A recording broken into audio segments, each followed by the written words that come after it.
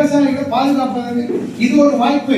விவசாய பொருளை மாடனை செய்து ஊக்குவிடுத்தப்படுத்தி அதிக பொருட்களை அதிகமாக விளைச்சலை உண்டாக்கி நல்ல பொருளுக்கு நல்ல விலையை கொடுத்து அதை ஏற்றுமதி செய்யும் அளவுக்கு விவசாயத்துறையை மேம்படுத்த வேண்டும் என்பதிலே நாங்கள் உங்களோடு துணையாக இருப்போம் என்ற உறுதியை உங்கள் மத்தியில் வைக்கின்றேன். விவசாயம் ஒரு தொழில்.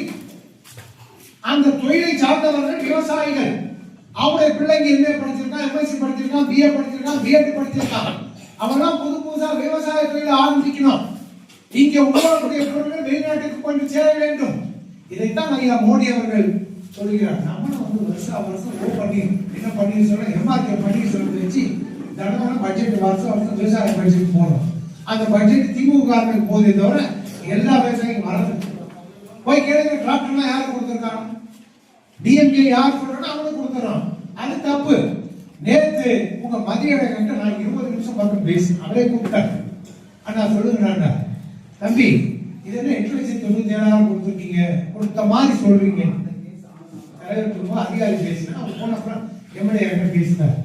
நான் என்ன சொன்னேன், 4000 மனு தானே வச்சு எங்களுக்கு 22,000 ஹெக்டேருக்கு மட்டும்தான் கொடுக்க சொல்லியிருக்காரு. நான் சொன்னேன், தம்பி எது பண்ணாலும் எல்லாருக்கும் சேர்த்து பண்ணுங்க. ஒரு பகுதிக்கு ஒரு குரூப்புக்கு பண்ணி இன்னொரு குரூப் பண்ணீங்கன்னா சரி வராது. அதனால இதை மறுபரிசீலனை பண்ணுங்க.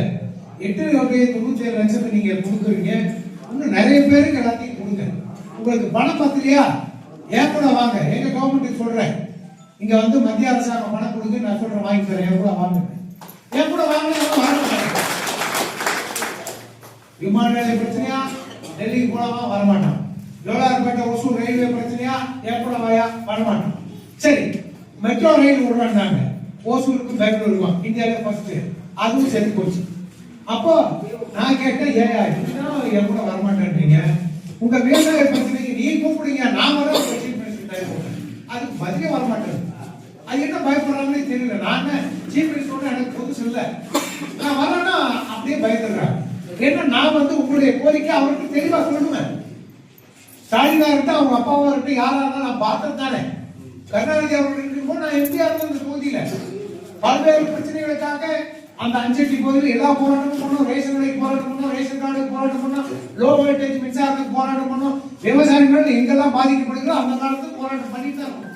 விவசாயி என்பவன் போராட்டத்திற்கு பிறந்தவனாக நாம் நினைக்க கூடாது.